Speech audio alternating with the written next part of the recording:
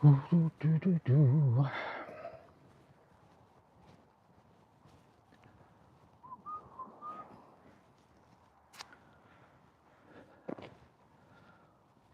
good morning, anybody who's looking in live. If you can maybe tell me if the sound is okay, can you hear me? You can see where we are. I'll show you.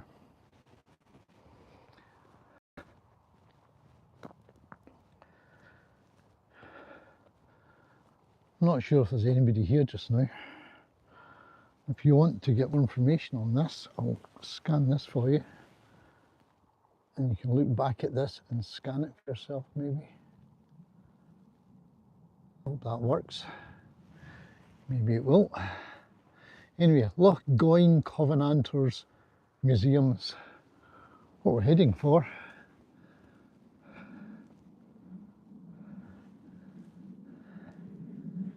And I think we could go that way to it. I'm not entirely sure. Let's give it a try.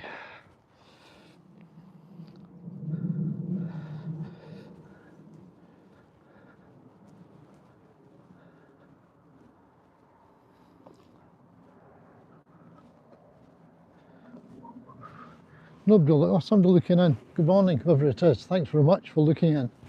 Can you tell me, is the sound okay? Can you hear okay?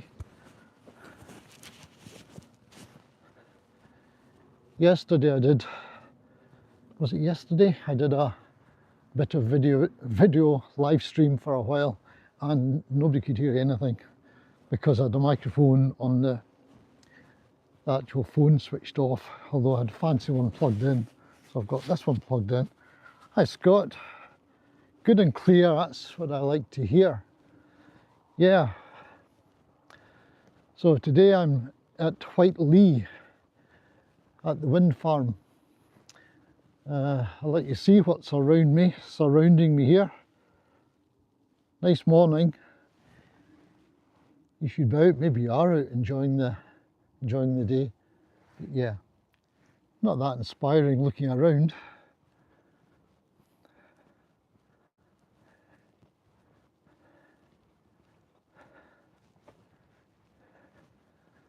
And as I walk along, I'm beginning to, I don't want to start going on about my health. I'm beginning to be very much aware of my gout again. My toes let me know that it's actually there. There you are. That's what I like, streams and forests. Don't know if you can hear it rippling there, but there's a nice noise of the stream. So we're in Whitelea, for people who didn't hear that bit of it. Whitelea Wind Farm. We're not here for the wind farm, we're here for something totally different, but I'll mention a bit about the wind farm to begin with. This was at one time the biggest on-land wind farm in Europe at one time. There must be another one somewhere that's beaten us to that, but we are still the biggest wind farm in the UK. It's got 250 approximately, 250 of these whirligig things, wind-powered electrical generators. It makes enough electricity to power something like 1/3 of a million households. So it's pretty good going. Hi Matty, thanks very much for joining me here. I'll say hello to everybody. Thanks very much for joining me. Oh, if you're looking in, please give us a like before you go. That would be much appreciated. People sometimes watch for quite a while. You forget to give a little thumbs up, so I really appreciate it. So, people coming down here, don't want to get in there, feature them in my video, so I'll point away to some of these wind farm things instead for a while. But yeah, it's certainly a good day to be out. Beautiful day, a bit nippy in the hands eventually, but it's not bad being out. Come on, right. But it is a nice day to be out. Yeah, so I was waffling on. Kiara, thanks very much. Yeah, we're at Whiteley Wind Farm, which is, yeah, it's only about 20 miles or so from Glasgow. Glasgow would be kind of over there in Scotland. And this is the largest wind farm on land in the UK. 250 turbines. It's got something like, well, the track, I'm walking on tarmac here, but if you were walking further round, you'll see it further round, no doubt, if I keep going. There's kind of rough track to go on, but mountain bikers, walkers, joggers, they all use this area for exercise. It's very popular. If you come here on New Year's Day, for example, it's hard to get parked. This is not the main entrance. The main entrance is over that way. You might see it later from further on. It's very popular. I have no objection. People in two minds. It's a very Marmite thing. People either are quite keen on these things for the green energy they provide. I mean, 250,000 households being provided with energy from this wind farm is nothing to be sneezed at, and it saves using coal and oil and nuclear power. Other people say it's a blot on the landscape, and there are some places where definitely I would not want to have these things situated. Can you imagine littering the island of Skye with these things?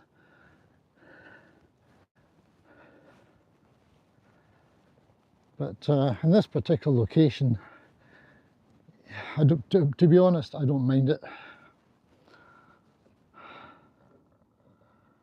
Ah, Jimmy, Neil Isbister, Jimmy, happy birthday to you. Let's all wish Neil a happy birthday.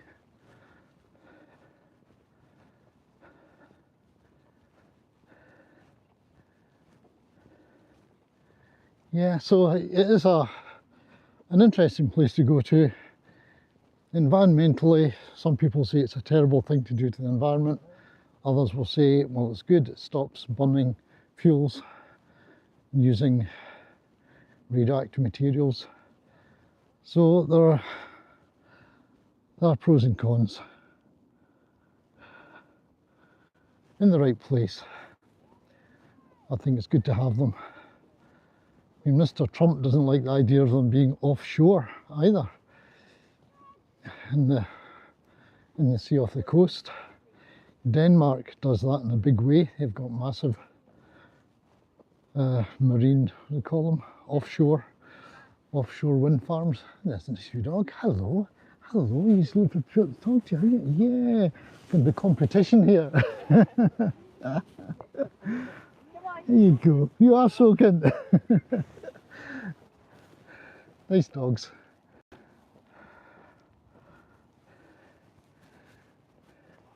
Yeah, people are very friendly here.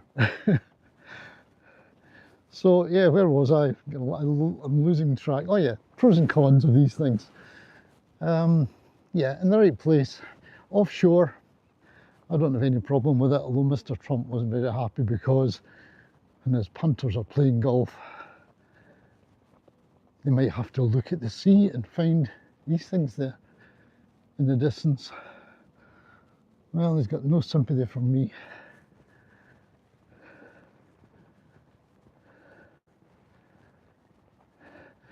So yeah, so we are here in the biggest onshore wind farm in the UK, 20 miles from Glasgow. It powers 250,000 households.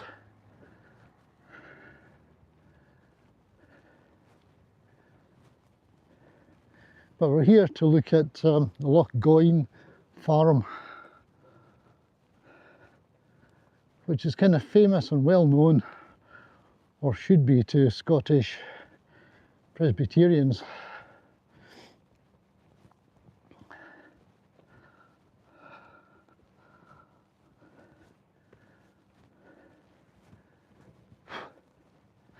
Scotland has had quite a bloody history.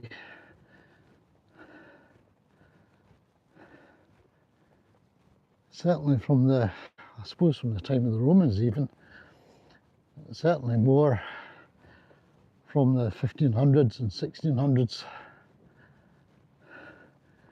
religious divisions of various kinds, and that's why we're here. All right, if you followed that road there, that would take you up to the visitor centre. I mentioned earlier that this is popular for joggers, cyclists, dog walkers. Well, you saw the dogs there.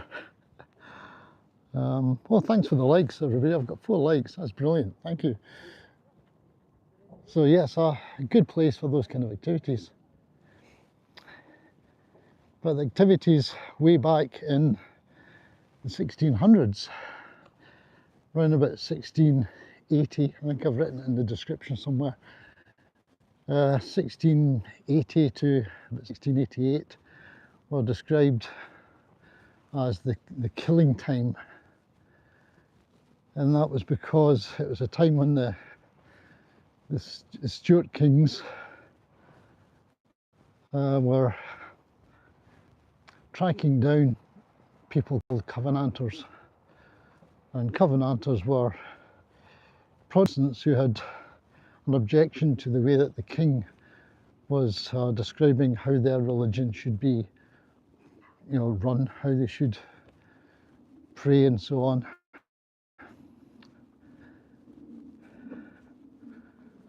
The Stuart kings, such as James and Charles, they had the Jameses and Charles, they had the idea that they were God appointed.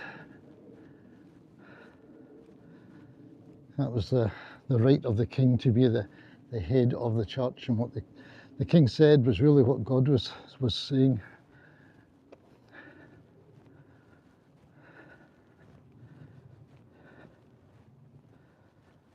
Yeah, he wanted an Episcopalian style of church with, a system of bishops.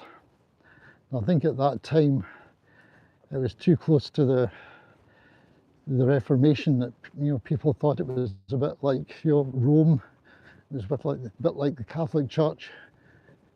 It was too close to papistry or popery to the liking. So these group of Protestants decided to sign a covenant, a document that said, we disagree with the king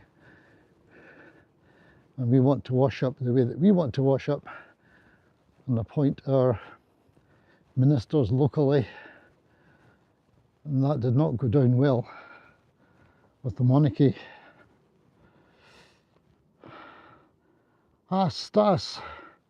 Hi, Stas.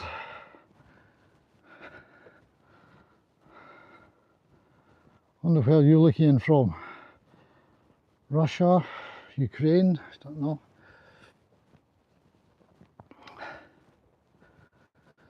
Yeah, so the Covenanters were the people who had signed a covenant.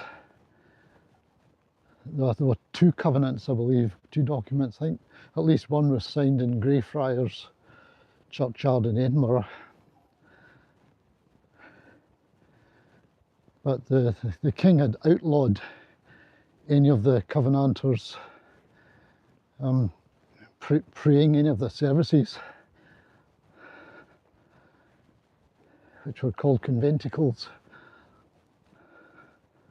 So people of that kind of belief had to pray in secret. They had secret conventicles in the hills. They had to be secret because if the government troops found out, the government troops were the dragoons. Dragoons would search them out and imprison them, kill them. There was a lot of execution going on. And if you were a minister, it was extremely dangerous for you to be found out. See, they often had to be hidden. The farm that we're walking to is Lochgoyne Farm, and it's kind of locally famous for providing a place where these conventicles could take place.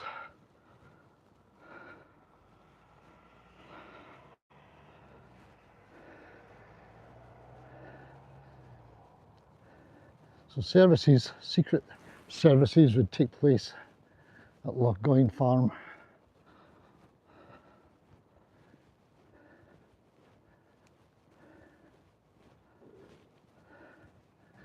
And ministers would sometimes be afforded a place to stay in there to hide from the government troops.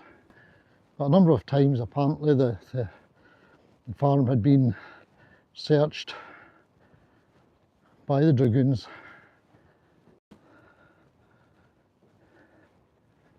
and no doubt if the services were broken up and people were captured, they wouldn't have had a very pleasant fate.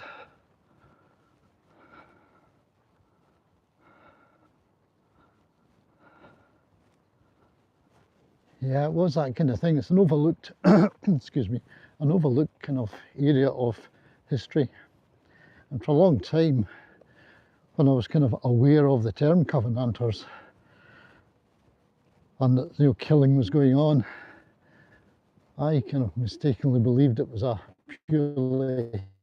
it was a Catholic Protestant divide, but not at all. Look how quiet that road is. If you want a wee bit of solitude, if you choose the right part of the Whiteley Wind Farm, you'll certainly get it. If you choose a part quite close to the visitor centre, then you won't. It's chock-a-block up there just now, I guess. That's why I deliberately didn't park there. I found a spot, a parking bay, a mile or so further down the road. I think it brings me closer to Lochgoyne Farm, which is what we're heading for. So Lochgoyne Farm was important because it offered some degree of protection for ministers. One notable one apparently was Alexander Peden, who had stayed there at some point with some degree of safety. Because it's out, you can see the kind of location here. You got open moorland, you've got pretty good visibility, and if there were government troops approaching from a wide area around, there's a good chance you would spot them and have time to hide, run away. Yeah, so Lochgoyne Farm has importance for that and for something else as well. The family who have owned the farm for many generations from way back in those times, that family, well, the Howie family, I think I'm maybe spotting the farm now. Can you see anything over there if I zoom in? Let's see if I can show you. See that? I think that's it. Yeah. So the Howie family have owned the place for many generations, and one of the things they have done, two things really that are really important. One of them is over there's a museum. They have retained a lot of relics from that time apparently. I've never been into it, maybe this will be my day for getting into the museum. They've retained a whole lot of relics and displayed them. So if we can, we'll have a look at that. I don't know if it's open today. I think the family, and I think maybe it's still the Howie family who own the farm. They look after it, so they'll open up when it's convenient for them. Yeah, so that's one important thing about it. The other is that one of the Howie family, who actually was born after the killing times, John, I think it's John Howie, he was born, I think, 1735. So that's about 50 years after the killing time of the 1680s. But he decided to document all of the information about what happened during those terrible years. And he accumulated them, put them into a book, which was published in 1775 when he was about 40 years old. And It's called the Scots Worthies, and it's a kind of accumulation of biographies of the martyrs of the time, sometimes called saints of the time, people who died for their faith, killed by the government, killed by the king, the monarchy at the time. So our monarchy doesn't have a good record in some areas, definitely.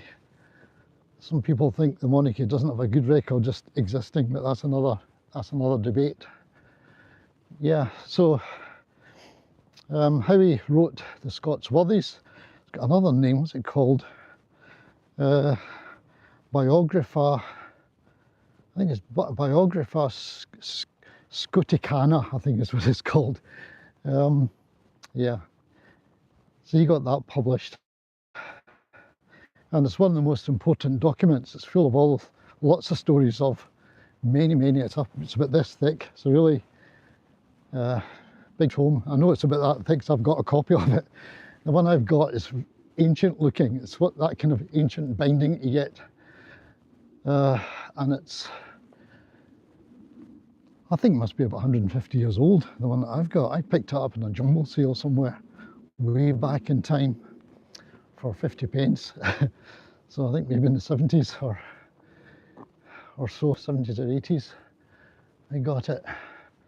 And it is filled with marvellous engravings of what people imagine these people were like in some cases, and lots of horror stories of what happened to these poor folk trying to practice a religion or trying to preach the religion if you were a minister, and then being caught by the dreaded dragoons and either imprisoned and eventually getting away, or dying in prison,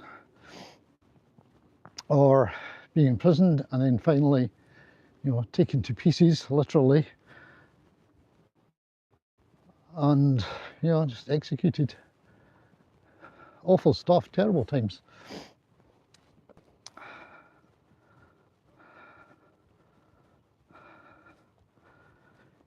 Yeah, aye, it's an interesting one.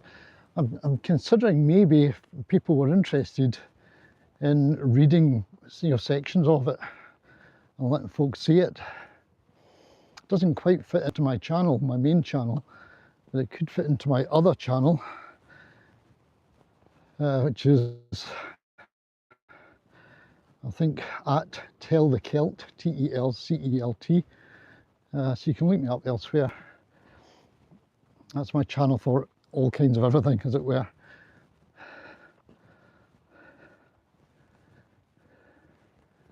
So I think I'm still going the right way. Yeah, so if people were interested, I could show them some rough gaming. Thanks very much. Oh, 6 likes now, this is brilliant.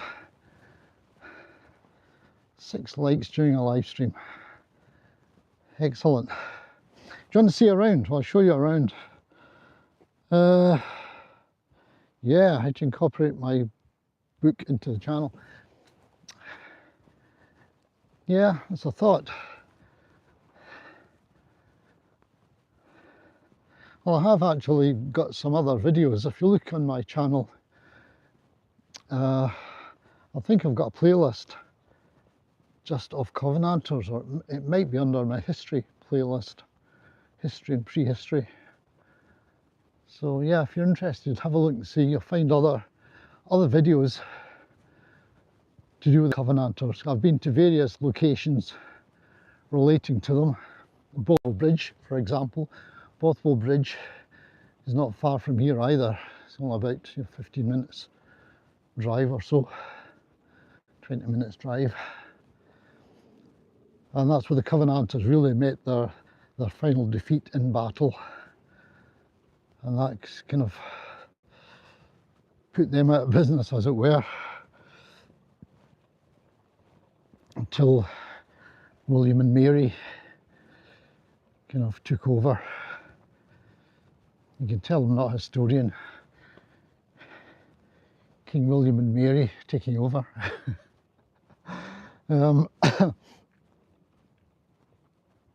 Twilight Robin, yay, Twilight Robin. Thanks again for looking in, also welcome.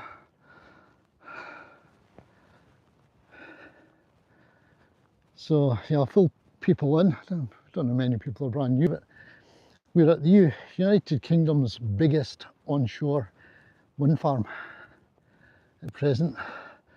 You can just, well you can, I can show you one or two of the wind turbines there.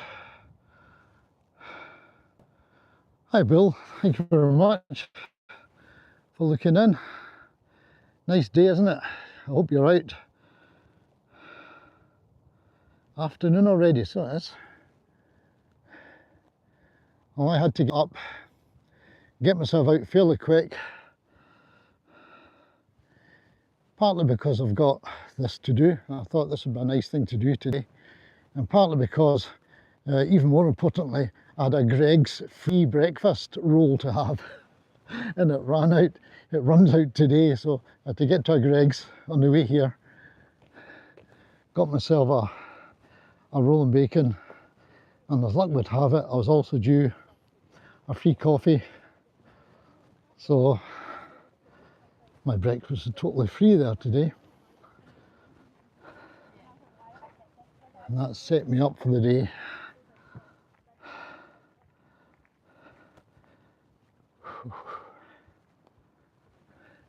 Glorious day. So I've just been filling people in about the brief history of the Covenanters. Now I need to go this way. This is the way, I think, to the farm. So I was talking nonsense earlier when I said over there there's a farm. It's not. It's still on up here. I've never come from this direction before, so that's excusing my confusion.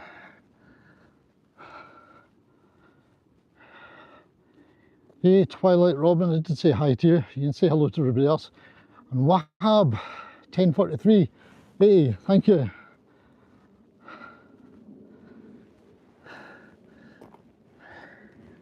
So, where are we? Right. So, UK's biggest wind farm, but more importantly, we have up here part of the history of the Covenanters that not enough people know about, I think.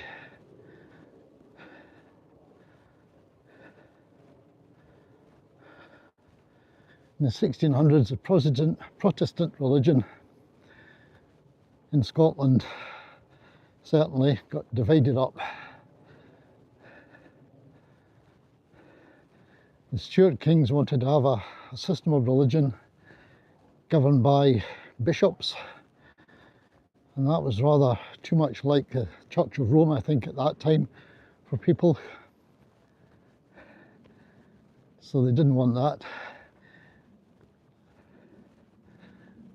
And the monarchy believed in the divine right of kings. So they thought that they were kings because God wanted them to be, and that anything they said was really God speaking as far as they were concerned, and everybody should take heed of it. But a whole load of the Scottish Protestants would have no truck with that.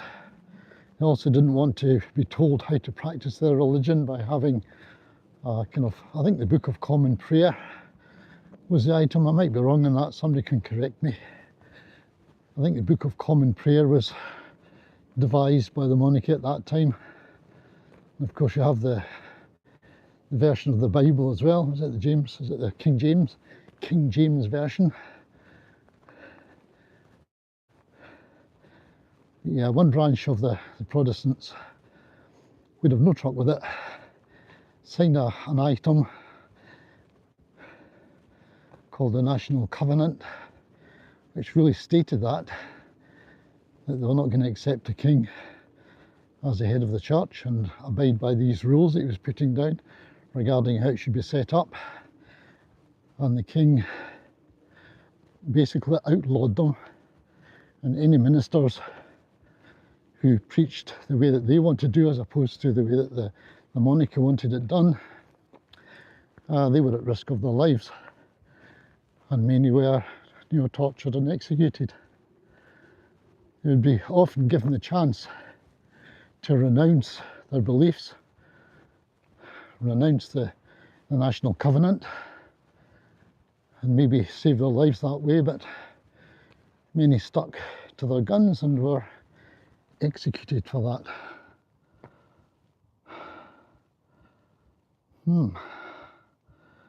Where are we? Oh, have we got anybody else coming here? Yeah, Emmanuel Reyes, Manaya. Thank you for saying that. It's very kind of you. Oh, this is fab. I've got 8.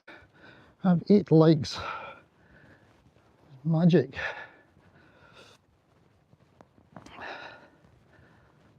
So yes, that's the way it was in those days.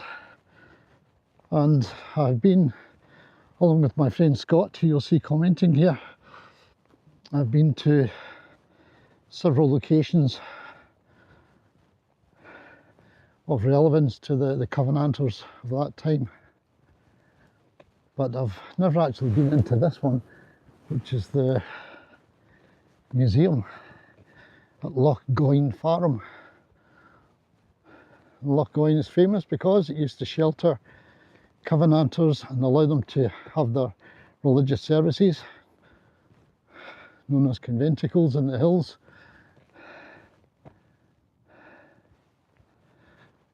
And one of the sons of the farm, John Howie, gathered all the material together, all the stories, put them together in a book, published in 1775, which was long after, almost 100 years after the worst of the killing that went on. It was called the Scots Worthies, or the Biographia Scoticana. I'll let you see. And I've got a copy of that book in the house. So I'm not going Covenanter Trail that way. I don't know what the trail is.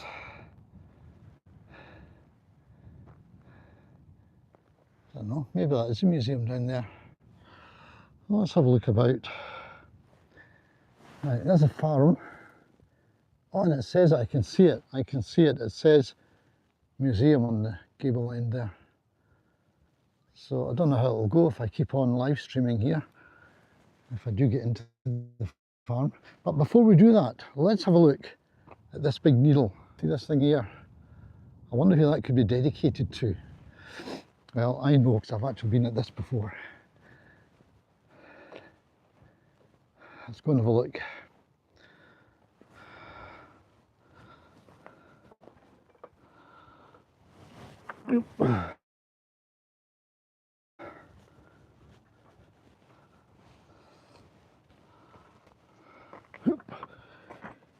Yeah, Wahab, we're in Scotland, we're at, oh, hang on, there's something outside here to let you see. I hadn't noticed it. We're in Scotland, we're at the United Kingdom's largest wind farm, which is called Whitelea. And we're here really just not to look at the wind farm, but to look at all of this. What have we got here? The Covenanters Trail. Covenanters were a Scottish Presbyterian movement that emerged during the 17th century. They played a significant role in Scottish history, particularly during a period of religious and political upheaval. This area, like many other parts of Scotland, had its share of Covenanters and was impacted by their activities. Presbyterians were not allowed to worship in churches by the edict of the king. Therefore, Covenanters often held clandestine meetings to worship according to their beliefs and to organise resistance against government interference in religious affairs. These meetings took place in remote areas like Loch Goyne or in secret locations to avoid detection by authorities. This was a grim period of religious persecution which witnessed the bloodiest crimes of the nation's history committed by Scots against Scots, and is often referred to in Scottish history as the Killing Times. This trail connects links from Fenwick Kirk to Loch Goyne Museum, where you can learn more about those who supported the Covenant. The museum, well, I'll read you this, I don't know if I'm boring you with it. This museum celebrates martyrs from Fenwick and the surrounding area and examines the lives of notable Covenanters such as William Guthrie, and Captain John Peyton. The museum contains artefacts from the Covenanter victory at the Battle of Drumclog. Right, I've been there and I have a video about that. As well as the notebooks of John Howie, there you go, of Lochgoyne, 1735 to 93. In Fenwick Churchyard, there are 8 special marker stones commemorating well-known Covenanters. 4 of the Fenwick Covenanters are buried in the kirkyard. So look out points of interest along the route, including martyrs' graves, the Lochgoyne monument, and the ancient cave where many Covenanters sought refuge. Wow, okay. I'll put that there in case you want to scan it later. Okay, so that shows you where we are. There's Fenwick, and you can go from Fenwick through Waterside, Covenanter's grave there. That's into the wind farm obviously here, past the Craigandunton Reservoir, up there and up to the Lochgoyne Covenanters Museum, which is just there beside us. And if you carry on up here, you can go to the Whiteley Wind Farm Visitor Centre, which is good. It's got a cafe, hopefully Pub of the Wind. At the cafe, I think if you can still have a shower up there if you're a mountain biker and you're really messy. I think the showers are free. They used to be. And there are bus trips that will take you around various parts. There you go. So if you want to do that one, there you go. Fenwick Parish Church to Lochgoyne Covenanters Museum. This route can be completed by starting at the church and walking to the museum, or vice versa. Total distance 12.46 kilometres, that's easy. Elevation 123 at lowest point, 280 at the highest point. Total ascent 221, that's not bad, could do that. I don't know if I could do it today, mind you, but generally I could. So yeah, it's a fair wee distance. Anyway, I was going to show you this needle. Let's go and have a look at this needle. Are you with me?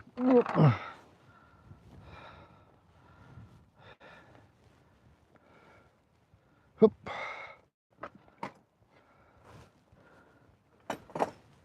All right, let's go and have a look at this needle.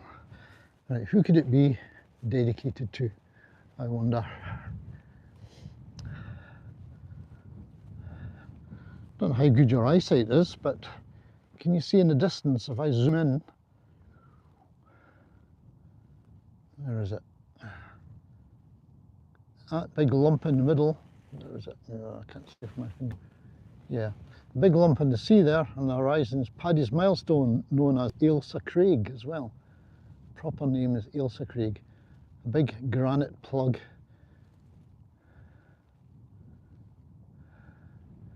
Carry on from then and you'll go over to Ireland.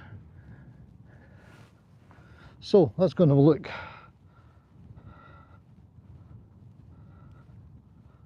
See what's here. Oh, 10 likes. I'm ecstatic. Thank you very much for all the likes, that's much appreciated. So anybody I haven't said hello to, I said hello to Twilight Robin, fabulous, and Wahab, and Emmanuel Reyes, I said hello to Emmanuel, brilliant. Deox, Dixon Mayas statue. Dixon Mayas, don't know. There you go, here we go. This has been painted since the last time I was here. Beautiful, beautiful. There you go, I'll zoom in for you. There you go. Memory of John Howie, author of the Scots Worthies, born 1735, died 1793. I have considered the days of old, is a quotation from Psalms. This was erected in 1896. Nice one.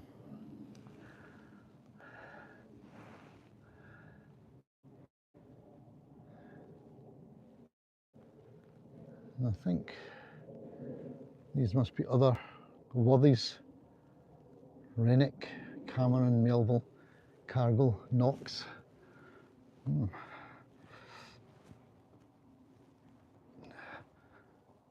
Guthrie, Peyton, Gillespie, Loudon, McHale, Nisbet. Somebody's done a really good job in the painting. Look at that, beautiful, nicely done.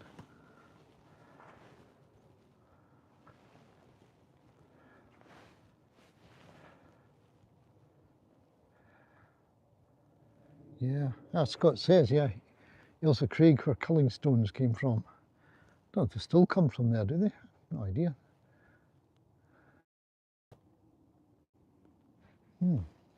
Right, well that's good. So there you go. So I've got this guy's book, John Howie's book, The Scots Worthies.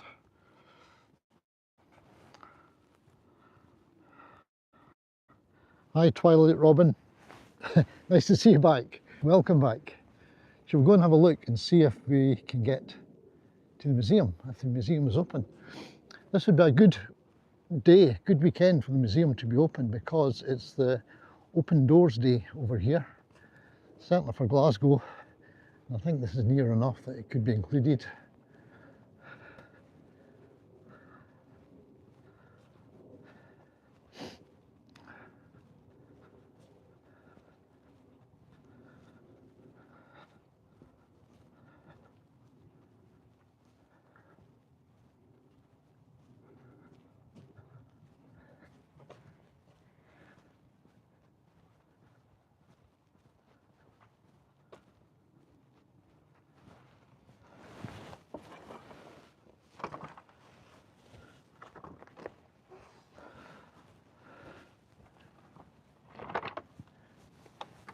Oh, let's see what it says. Let's see what it says here. It says, there is a museum at Lochgoyne Farmhouse, relics of the Fenwick Covenanters and of the Howie family of Lochgoyne are on view in the museum room. Access to the museum room is available only when Mr. and or Mrs. J. M. Barr, the farm tenants, are at home. Ah, I thought maybe the Howies were still in charge and owning it. Well, let's find out. We can only ask. We can only ask.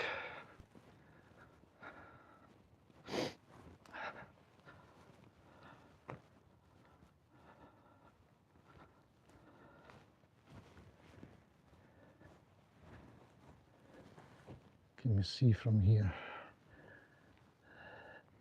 The loch. Can't actually see the visitors centre. I think it's over there, hidden behind those. But yeah, if you're bringing your mountain bike here,